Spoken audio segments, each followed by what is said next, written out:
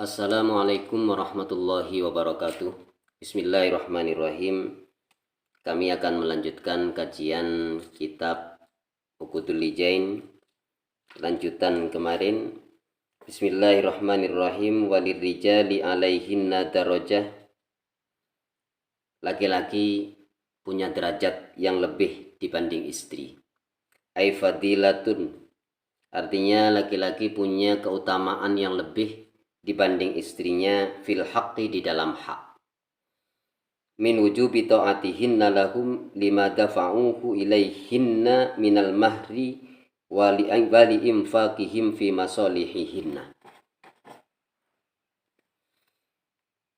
Jadi keutamaan suami dibanding istri. Istri itu wajib mentaati suaminya. Karena apa?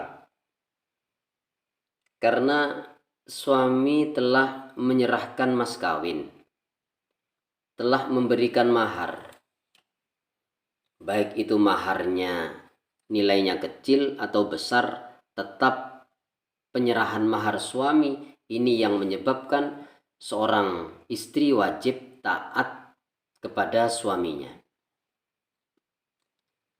Tapi dengan taat dalam hal yang bukan maksiat. Tapi kalau hal maksiat, maka seorang istri tidak wajib taat kepada suami. Satu contoh, suami memerintahkan istri untuk sholat, ya wajib segera istri itu melakukan perintahnya suami. Seorang suami memerintahkan untuk membuatkan makanan, ya wajib ditaati oleh seorang istri, selagi perintahnya itu bukan maksiat.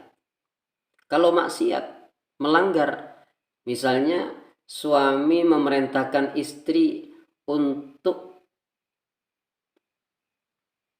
mencuri misalnya, tidak wajib ditaati. Suami memerintahkan istri untuk meninggalkan sholat, ya tidak wajib taat kepada suami model seperti itu. Atau hal-hal yang memang melanggar hukum syariat, ini tidak wajib seorang istri taat kepada suami. Wajibnya dalam hal yang baik, dalam hal yang diperintah oleh Allah Subhanahu wa ta'ala. Kenapa seorang suami itu wajib ditaati? Karena suami tadi itu adalah orang yang menyerahkan mas kawin. Baik mas kawin kecil atau mas kawinnya besar. Tetap mewajibkan seorang istri taat kepada suami. Yang kedua, wali infaqihim fi masalihihinna. Yang kedua, yang menyebabkan istri wajib taat kepada suami adalah karena suami telah memberikan belanja untuk kesejahteraan istrinya. Karena suami telah memberikan nafkah kepada istrinya. Ini dua hal inilah yang bisa menyebabkan seorang istri wajib taat kepada suami. Ruya anin Nabi sallallahu alaihi wasallam annahu qol. Diceritakan, diriwayatkan dari Nabi besar Muhammad sallallahu alaihi wasallam, beliau bersabda, fi hajjatil wada' ay akhiri hajjihi sallallahu alaihi wasallam wa huwa hajjatul jum'ah ba'da an hamidallaha ta'ala wa athna alaihi wa wa'adhal hadirina.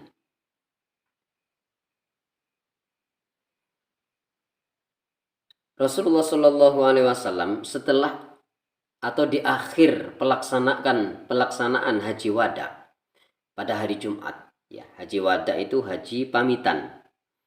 Setelah Rasulullah memuji Allah dan menyanjung Allah, Rasulullah berpesan. Pesan pertama, ala wastausu bin nisa'i khairan. Ingatlah, berikan wasiat kepada istri-istrimu dengan kebaikan. Ini pesan Rasulullah. Berilah pesan atau wasiat kepada istri-istrimu dengan kebaikan. Jadi seorang suami itu wajib hukumnya memberi pesan kepada istri dalam hal-hal yang baik. Memberi saran yang baik, memberi mauidhah yang baik. Ini kewajiban seorang suami mengarahkan kebaikan terhadap istrinya. Kenapa? Fa inna ma hunna awanun indakum laisa tamlikuna minhu syai'an ghairu dzalik. Karena mereka para wanita itu laksana tawanan bagi kalian. Laksana tawanan. Yaitu istri adalah amanah. Laksana tawanan itu seorang istri adalah amanah yang harus dijaga. Yang harus dijaga. Mereka itu para istri memiliki keterbatasan hak, yaitu harus selalu taat dan patuh kepada suami selama bukan maksiat. Jadi seorang istri itu laksana tawanan. Itu sebagaimana orang yang ditawan itu kan harus dijaga, diberi makan, diberi minum, dinasehati, dan dijaga betul-betul itu.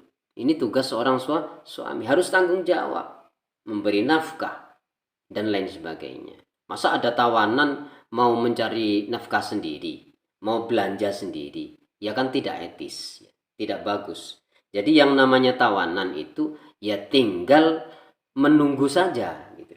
Tinggal menunggu dari majikannya atau dari bosnya.